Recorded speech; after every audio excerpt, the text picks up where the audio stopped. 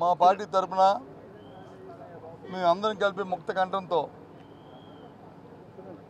శాసనసభ్యులు శాసనమండలి సభ్యులు అందరం మా నాయకుడితో కలిపి అందరం కూడా ముక్త కంఠంతో ఒక డిమాండ్ చేశాం.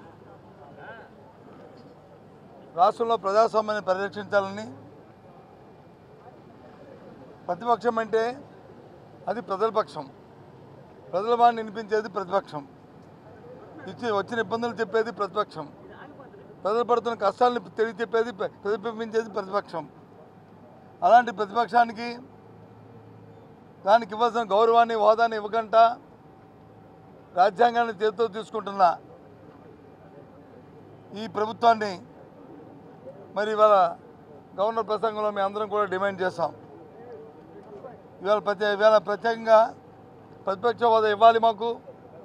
ఎందుకంటే ఏ రకంగా ఆలోచన చేసుకున్నా సభలో ఉండి రెండే పక్షాలు, ఒకటి కూటమి అధికార పక్షం కూటమి, రెండు ప్రతిపక్షం వైఎస్ఆర్సీపీ పార్టీ.